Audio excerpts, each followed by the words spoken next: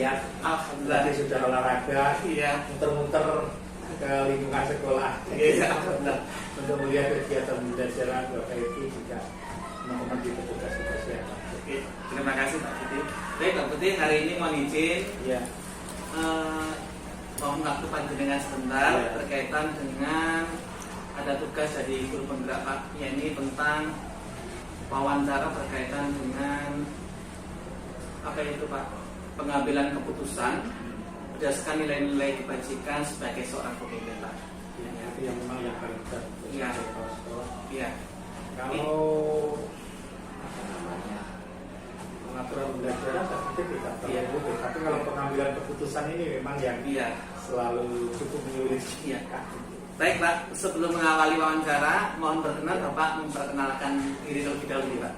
Ya, bismillahirrahmanirrahim. Assalamualaikum warahmatullahi wabarakatuh. Waalaikumsalam. Perkenalkan, saya Budi Prasetyo, SPD, MPD, Kepala SMP Negeri 2 Kota Blitar.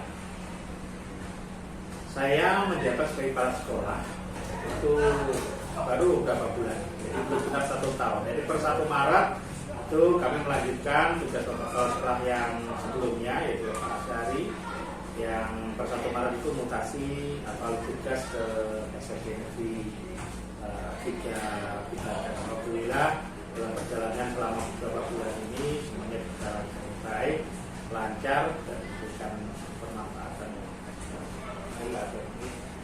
Terima kasih Pak Putih. Iya. Baik Pak, ini ada pertanyaan yang pertama Pak. Iya.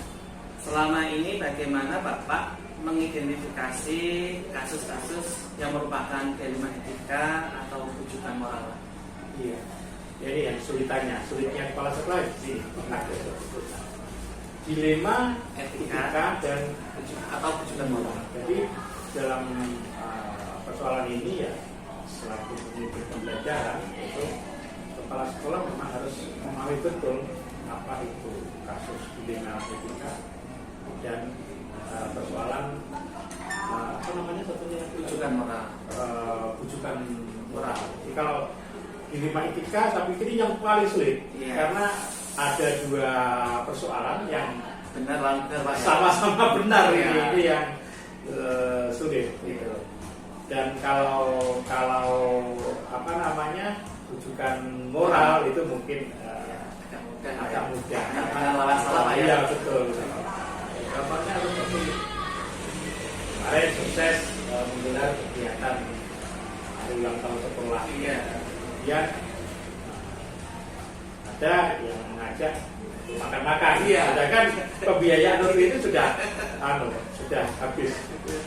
Dari mana nanti biaya untuk makan-makan? Ya dari bos lah ini kan. Tempat bos yang boleh digunakan Iya. untuk makan-makan untuk lihat apa namanya pelapa hari ulang tahun Iya. sekolah. Nah, jelas kan ini tidak bisa dilakukan.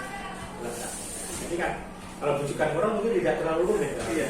Jadi harus benar-benar memahami apa itu rujukan moral, apa itu kasus dari persoalan tadi. Oke, Terima kasih Pak. Untuk yang pertama pertanyaan juga Pak. Selama ini bagaimana Bapak menjalankan pengambilan keputusan di sekolah, utamanya kasus-kasus di mana ada 2 kepentingan yang sama-sama benar Pak? Sama-sama yang sulit. Sama-sama benar gitu ya. Ini dilema etika itu ada kemarin. Tetap kami mengambil mengkaji dulu, kemudian mengambil kebijakan berdasarkan masukan juga saran dan pertimbangan dari teman-teman, khususnya dari staf, kepala sekolah, kemudian juga staf dan urusan. Harapan kami dalam pengambilan keputusan ini bisa diterima. Maksudnya kemarin ada teman kita Pak Yuwono, Pak Yuwono ini beberapa kapan hari menyampaikan permohonan untuk izin mengantarkan nilainya untuk kontrol Saya Pak ya. Iya, Surabaya. Nah, kalau kita lihat dengan kegiatan pembelajaran Pak ini sudah sering meninggalkan ya, karena memang tugas mereka banyak. kemudian sebelumnya juga mengantarkan putranya untuk mengawali kegiatan kuliah S2 di Semarang. Karena putranya itu lahir di Blitar dan belum atau belum ikut bagaimana juga harus diantarkan. Siapa yang mengantarkan? Ibunya, mamanya misalnya pun karena kondisinya juga belum siap. Tetangganya juga nggak mungkin karena Pak Yono itu juga pendatang. Sedangkan yang ada di sini, terus bagaimana? Itu harus kita. Karena itu penting sekali dan mendadak. Misalnya sudah harus kuliah, Kamis beliau tentang itu mengantarkan. Nah, Senin berikutnya, selama 1 pekan berikutnya, beliau mengajukan permohonan izin kembali untuk mengantarkan. Dan harus hari itu mengadakan kontrol ke Surabaya terkait dengan kesehatan. Dan itu memang harus dilakukan setiap 6 bulan sekali. Nah, bagaimana kami koordinasi secara aturan mungkin, secara regulasi dan aturan mungkin itu akan sulit dilakukan. Tapi kan kita tidak hanya berkaca pada aturan dan regulasi, salah satunya adalah juga aturan. Betul, Pak. Tadi ada nilai keadilan, ada nilai kasihan atau empati kita, Pak, ya. Betul itu kan, empati kita. Berarti akhirnya setelah kami berkomunikasi dengan teman-teman staf, ada kepala sekolah, itu kami mengambil kebijakan hati nurani. Siapa lagi yang mengantarkan? Tanpa berangkat sendiri tak mungkin. Itulah mungkin langkah-langkah yang kami ambil sama teman-teman tidak lepas dari koordinasi kita. Ambil keputusan. Baik, Pak Budi tadi sudah luar biasa sudah menceritakan tentang jalan pengambilan keputusan ya Pak. Di mana ada 2 nilai yang bertentangan yang sama-sama benar. Terus ini Pak, ini mungkin Bapak bisa menceritakan prosedur yang biasa Bapak gunakan dalam pengambilan keputusan itu biasa seperti apa? Iya, seperti kasusnya dari Pak Yono, kami minta maaf. Kita data-data yang relevan Pak ya. Yang relevan, kenapa beliau menyampaikan bahwa ini rutin, akhirnya rutin yang ini sudah agak dibanding sebelumnya ini sudah agak longgar Pak. Jadi setiap 6 bulan sekali saya harus dan jadwalnya juga harus itu. Dan itu juga kadang mendadak. Besok itu baru malam hari Pak. Baru malam hari harus diberitahu besok pagi jam sekian harus kontrol. Nah, Pak Yu juga menyampaikan ke dokter itu, Pak kalau bisa karena saya ASN, ini mohon untuk pemberitahuan itu di waktu barang 3 hari sehingga kami bisa berkomunikasi dulu dengan pimpinan menyampaikan apa namanya tersebut. Jadi kata kuncinya ya kami tetap komunikasi. Jadi berikutnya kami minta data-data fakta itu, kemudian kalau memang hari itu kami bisa memberikan jawaban, kami berikan. Tapi kalau kami belum bisa memberikan jawaban, biasanya kami berikan waktu beberapa 1 hari maksimal, 1 kali 24 jam maksimal untuk kami berkomunikasi dengan teman-teman. Karena lembaga ini bukan lembaga pribadi sekolah. Jadi fondasinya ya dari staf, lulusan, dan juga seluruh warga. Bahkan keputusan yang kami ambil ini bisa disepakati oleh semuanya Pak ya. Baik Pak Budi. Mungkin seperti itu, tapi nggak tahu. Iya. Kalau kami mungkin seperti itu, tetap mengutamakan koordinasi itu. Ya, ini tetap ada musyawarah Pak ya. Musyawarah. Baik Pak Budi, ini biasanya mungkin Bapak bisa menceritakan hal-hal apa yang biasanya Bapak anggap efektif dalam pengambilan keputusan berkaitan dengan D5 ini kan? Untuk pengambilan yang pertama memang itu yang paling rumit, sama-sama benar. Yang pertama regulasi itu yang harus kita pahami Pak ya. Aturan, ketentuan, payungnya itu tadi, payung hukumnya itu tadi, itu bagaimana pada kondisi seperti itu. Kemudian yang kedua adalah ini apa namanya, mata hati kita. Nurani Pak ya. Nurani. Itu karena jika kita melihat dari sisi kebaikan gitu, dan itu pengambilan harus cermat betul. Seperti Bu Nuria ini terbatas Pak guru IPS itu, sedangkan secara kondisi beliau itu istirahat. Itu pun kami tidak bisa langsung memutuskan. Terus siapa nanti yang akan mengajar? Iya. Tapi kami berkoordinasi dengan dinas pendidikan dan juga bersama dengan teman-teman di staf urusan oleh kepala sekolah, dan itu kami koordinasi.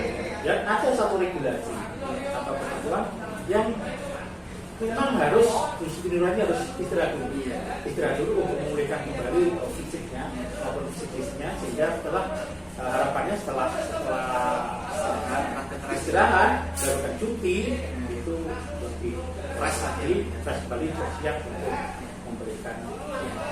Sekarang ini dua-duanya fungsi baik regulasi maupun administrasi. Siapa yang tidak seperti itu Pak, harus mengajar dan berhadapan dengan anak-anak yang bermana Bu Siti Nurah secara psikis belum siap untuk bertemu. Ini dua-duanya berfungsi, baik itu regulasi maupun nuranitas ada maupun nurani. Tapi kira ini sudah banyak dan semua diambil berdasarkan koordinasi komunikasi bersama dengan teman-teman di kepala sekolah dan juga staf urusan keluarga. Dan kesamaan persepsi kita mengambil satu keputusan yang bisa disepakati secara bersama. Terima kasih Pak Bud. Itu selanjutnya Pak Bud ini. Ini biasanya apa saja Pak tantangan yang Bapak hadapi dalam mengambil keputusan? Tantangannya adalah kesadaran. Kesadaran dari teman-teman semua sebenarnya. Tantangan misal Bapak dan Ibu Guru kita yang sering terlambat. Nah ini secara regulasi nggak boleh Pak. Tapi dan memang sebenarnya idealnya tidak boleh. Karena coba berapa yang harus kerugian negara itu yang harus ditanggung daripada Bapak Ibu Guru yang terlambat masuk di kelas, padahal kesadaran sangat luar biasa. Menurut kami itu sudah sangat luar biasa. Bapak Ibu Guru yang ASN sudah mendapat gaji, kemudian juga untuk yang profesi yang untuk teman-teman kita yang masih belum mendapatkan tunjangan profesi juga mendapatkan TPP dari dan kota, dan bahkan TPP-nya itu melebihi gaji pokok. Sudah seperti ini loh yang diberikan oleh pemerintah pusat maupun pemerintah daerah meningkatkan kesejahteraan. Masih ada yang terlambat itu idealnya kan tidak boleh demikian ya.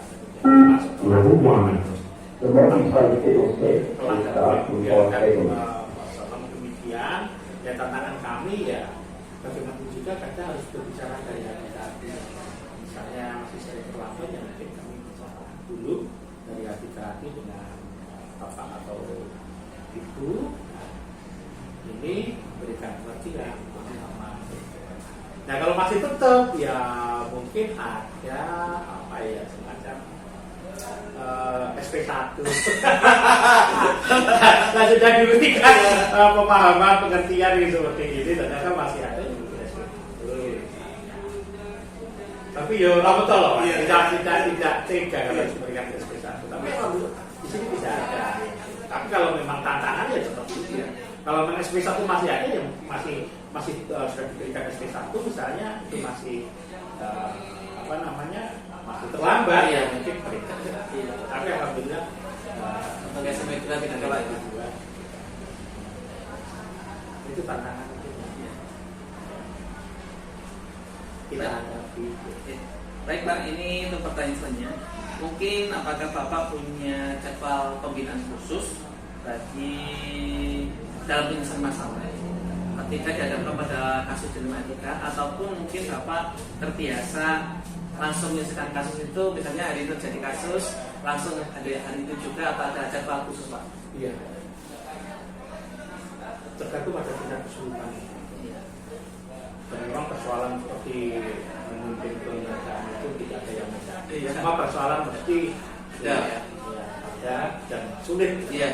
Itulah kerjasama yang kuat seluruh sekolah itu selalu kami utamakan. Dan kalau bisa kami menyelesaikan hal itu juga, misalnya ya kita selesaikan, jadi menyesuaikan dengan kondisi atau kalau memang persoalan itu rumit dan tidak bisa diselesaikan dalam sekali putus seperti persoalannya Ibu Siti itu sangat rumit ya, kami harus berkomunikasi dengan orang tua, berkomunikasi dengan suaminya Ibu Siti, berkomunikasi dengan pak angkatnya Ibu Siti, berkomunikasi dengan panjenengan Bapak Ibu Wakil Kepala Sekolah, urusan seluruh warga, berkomunikasi dengan dinas pendidikan, khususnya di bagian tenaga pendidikan itu. Nah, kalau yang ini tidak bisa Pak, selesai sekali duduk, gitu.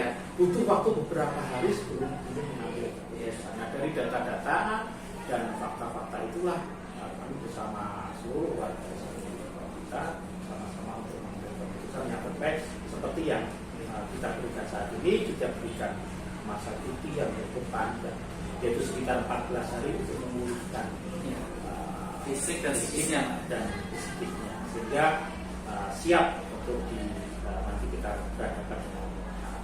Nah, bagaimana cara pembelajarannya? Alhamdulillah ini bisa di-cover oleh Kiki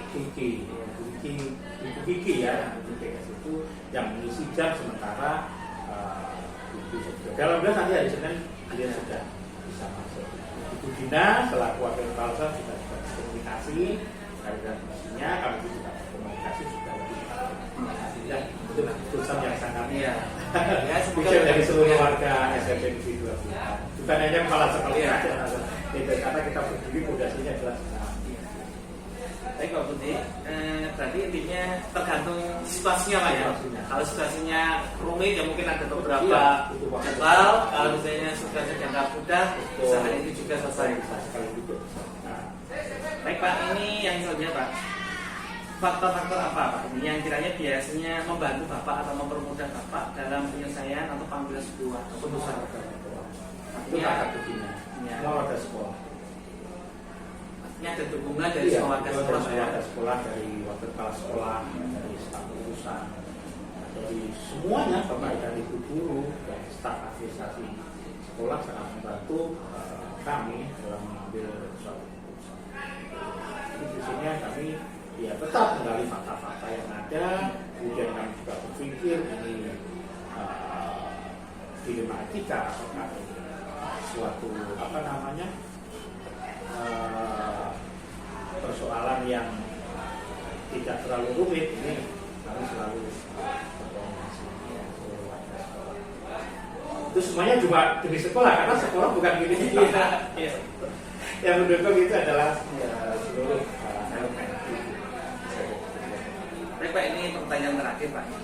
Dari hal-hal tentang kasus yang sudah Bapak tangani, otomatis kan punya ada hikmah dan pengalaman Pak ya tentang pembelajaran tersebut.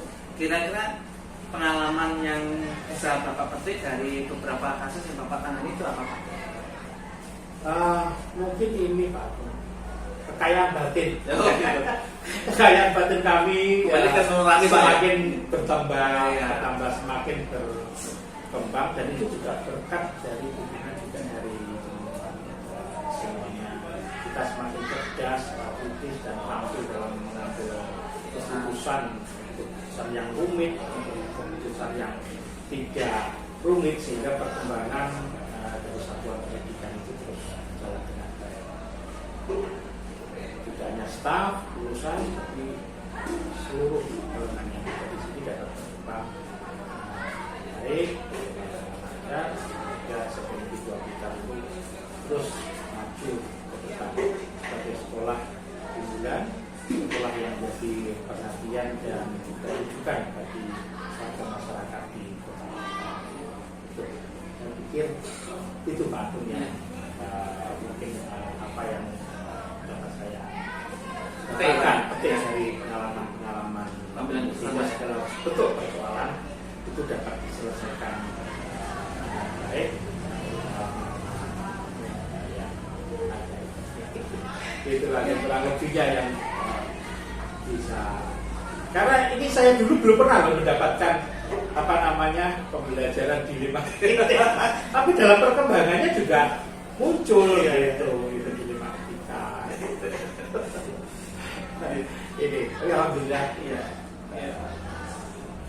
proses itu akhirnya. ya saya baca-baca apa gitu. Tujuh apa? Tujukan moral. Moral itu. Baik Pak Bud, ini terima kasih. Tadi sudah pertanyaan kamu sudah dijawab luar biasa oleh Pak Budi Sama-sama atas waktunya. Semoga lancar bagi guru bergerak. Kami mohon restunya, semoga calon guru penggerak yang dari SMP 2 ada Budina, Yusri dan kita pribadi nanti bisa diberikan kemudahan sampai lulus. Mohon doa restunya dari Bapak. Ya, insya Allah Pak. Kalau guru bergerak SMP 2 memang sangat luar biasa sekali. Sudah tidak perlu dipertanyakan lagi ya kompetensinya, tidak tanggung jawab. Ya sama-sama Pak, kita sukses menjalani program pendidikan dan pelatihan sebagai guru penggerak dan kemudian nanti itu yang diberikan yang dapat menimbulkan manfaat yang besar buat sekolah kita kita kita. Makasih Pak, terima kasih waktunya. Ya sama-sama. Assalamualaikum warahmatullahi wabarakatuh. Baik, assalamualaikum warahmatullahi wabarakatuh. Waalaikumsalam. Selamat pagi Ibu. Selamat pagi juga Pak Saki. Ya, bagaimana kabarnya? Alhamdulillah baik-baik saja hari ini. Itu senang Ibu. Baik Ibu, hari ini mohon maaf menyita waktu itu sebentar. Hari ini kami mau mewawancara Ibu berkaitan dengan pengambilan keputusan berbasis nilai bajikan sebagai seorang pemimpin. Untuk mengawali wawancara hari ini, mohon berkenan Ibu untuk memperkenalkan terlebih dahulu. Bapak Ibu. Saya Ibu Eva Martin, Dihormati. Kepala Sekolah dari SDN 41. Saya mendapatkan tugas ini selama 2 tahun. Alhamdulillah, masih muda dan luar biasa sekali prestasinya. Oke. Bu Irma, hari ini ada beberapa pertanyaan yang akan kami ajukan pada Ibu. Begini Ibu, yang pertama, selama ini bagaimana Ibu mengidentifikasi kasus-kasus yang pertama mengandung dialima etika, dan yang kedua berkaitan dengan rujukan moral. Ini kalau menurut dalam saya ya, dimana dirinya nilai apa etika dan rujukan Ya, moral. dilema etika dan rujukan moral. Dilema etika dan dilema rujukan moral. Kalau dilema etika itu berdasarkan nilai benar dibandingkan dengan nilai benar. Iya. Sedangkan rujukan moral itu bagaimana kita harus memilih antara nilai salah dan nilai yang benar. Oke, terima kasih Bu. Nomor selanjutnya untuk nomor 2. Selama ini bagaimana Ibu dalam menjalankan pengambilan keputusan di sekolah, terutama berkaitan hal-hal berkaitan dengan keputusan yang benar melawan benar atau berkaitan dengan etika. Ini saya harus memilih gitu ya. Iya. Kalau saya itu lebih ke nilai keadilan sih. Iya. Nilai keadilan di mana saya lebih menerapkan ke tata tertib atau Iya. peraturan yang ada di sekolah. Iya. Kenapa saya memilih lebih ke keadilan? Karena dengan mematuhi tata tertib yang ada di sekolah itu menurut saya akan meminimalisir masalah-masalah berikutnya gitu. Saya istilahnya mempersedikitkan Iya. topik-topik yang Iya. terjadi nantinya. Berarti jangan sampai menimbulkan masalah baru Iya, gitu. gitu. Oke. Ya masing-masing sekolah punya teknik sendiri dulu ya dalam mengambil keputusan. Baik. Yang ketiga itu biasanya langkah-langkah atau prosedur seperti apa yang Ibu jalankan selama ini berkaitan dengan dilema etika ini? Setiap masa saya lihat saya pengambilan keputusannya saya lihat dulu masalahnya, situasinya terlebih dahulu. Setiap masalah dengan situasi yang berbeda itu kan keputusan yang diambil akan berbeda-beda juga. Jadi tergantung momennya bagaimana Ya. dulu ya. Oke. Terus yang keempat Ibu, hal-hal apa yang selama ini Ibu anggap efektif dalam pengambilan keputusan, utamanya berkaitan dengan dilema etika ini? Hal yang paling saya anggap efektif yaitu hal-hal di mana saya lebih memandang rasa keadilan. Saya Iya. lebih memilih melaksanakan peraturan-peraturan yang sudah ada, yang Iya. sudah kami terapkan di sekolah ini. Oh, Itu yang paling. Oke. Terus yang kelima Ibu, untuk setiap keputusan ya yang diambil atau misalnya kasusnya dihadapi itu kan mesti menghadapi sebuah tantangan gitu ya. Kira-kira dari pengambilan keputusan berkaitan dengan dilema etika ini tantangan yang sering kali muncul apa itu? Oke. Selalu ada ya, selalu Iya. misalnya setiap kita mengambil keputusan apalagi terhadap Iya. suatu masalah itu selalu ada tantangan-tantangan. Iya. Ini saya sedikit cerita dulu. Iya. Jadi pernah saya istilahnya terjadi di sekolah SDN 41 itu di mana ada satu siswa itu bukan hanya beberapa hari aja nggak masuk, tapi beberapa minggu itu tidak masuk sekolah, beberapa minggu tidak masuk sekolah. Kami sudah istilahnya saya bisa mengajak ngobrol guru ngajarnya itu, kenapa si anak ini tidak masuk. Saya sudah melakukan pendekatan ke wali muridnya juga, gitu. Terus kami ajak ngobrol dengan gurunya, wali muridnya juga, ini kenapa si anak, penyebabnya kenapa si anak ini sampai tidak masuk. Terus saya juga melaksanakan alternatif solusinya gitu. Kita dari beberapa solusi itu tetap tidak bisa memberikan hal yang terbaik. Akhirnya saya mengambil keputusan si anak tidak naik. Akhirnya konflik-konflik terjadi. Si orang tua datanglah ke sekolahan, misalnya protes kenapa si anaknya tidak naik kelas. Akhirnya saya memberikan pendekatan kepada si orang tua. Kenapa? Istilahnya alasan kami ini yaitu mengambil keputusan tidak naik karena si anak ini sudah tidak mematuhi peraturan yang ada di sekolah, gitu. Dan harapannya nanti pun ketika si anak ini tidak naik kelas itu bisa memperbaiki di tahun berikutnya. Konflik tidak hanya terjadi di wali murid aja, si anak pun juga gitu. Down juga si anaknya ketika tidak naik, ketika teman-temannya yang lain naik, si anaknya juga naik. Kali itu juga melakukan pendekatan gitu. Anak, jadi jangan sampai down, kami selalu memberikan motivasi, ayo makanya masuk. Berarti tadi prinsip keadilan itu ya, yang diutamakan daripada kasihan. Karena sudah disampaikan tentang konsekuensinya seperti ini, tetap anak nggak masuk, artinya ya harus menerima. Takutnya nanti kalau saya rasa kasihan, si anak ini istilahnya akan mengulang-ulang istilahnya kesalahan ini, dia akan terus saja nggak masuk nantinya. Terima kasih Bu, luar biasa sekali. Baik, Ibu, apakah Ibu punya jadwal tertentu untuk penyelesaian sebuah kasus yang berkaitan dengan dilema etika ini? Apakah Ibu bisa langsung biasanya menyelesaikan di tempat atau ada penjadwalan tersendiri? Kalau ada, misalnya prosedurnya biasanya seperti apa? Mungkin bisa Ibu ceritakan. Selalu ada jadwal prosedur yang kami lakukan seperti yang saya sampaikan di contohnya tadi. Istilahnya saya ada jadwal-jadwal sendiri ketika istilahnya saya mengetahui kejadian itu dari wali kelas yang melaporkan ke saya kalau aslinya ada satu muridnya yang tidak masuk. Akhirnya saya istilahnya ada jadwal sendiri untuk saya istilahnya berkomunikasi dengan gurunya. Terus ada jadwal juga ketika saya harus berkunjung ke orang tuanya. Ada jadwal-jadwal sendiri. Baik, berarti selalu ada tahapan-tahapan sendiri Bu ya, ada SOP-nya istilahnya. Baik Ibu, mungkin yang pertanyaan selanjutnya, apakah ada seseorang atau istilahnya faktor-faktor lain yang biasanya mempermudah Ibu dalam mengambil sebuah keputusan ini? Oh iya, itu aja. Sebenarnya yang lebih membantu saya itu lebih ke guru kelasnya, dia yang lebih memahami si anak ini di sekolah, di kelasnya bagaimana. Dan yang kedua itu wali muridnya sendiri, dia yang lebih mengetahui apa aja kegiatan-kegiatan yang dilakukan anak. Mungkin ada beberapa faktor yang bisa menyebabkan mempengaruhi anak ini tidak masuk sekolah. Apalagi waktu anak itu banyak di rumah Bu ya? Ibu, ini pernyataan terakhir Bu, pertanyaan pamungkas Bu. Dari beberapa hal yang sudah Ibu paparkan tadi panjang lebar, tentu saja kan ini mesti punya hikmah atau pengalaman sendiri. Kira-kira dari apa yang sudah Ibu lakukan ini, apa sih pengalaman yang bisa Ibu petik tentang kasus dilema etika yang sudah Ibu hadapi? Dari semua permasalahan yang ada di sekolah, kemudian dilema etika, kita nggak bisa langsung mengambil keputusan langsung di tempat. Ada beberapa hal yang harus kita perhatikan. Yang pertama yaitu tentang paradigma dilema etika, yang terus selanjutnya 3 prinsip penyelesaian masalah, dan yang terakhir yaitu tentang konsep pengambilan keputusan. Itu semuanya harus kita perhatikan.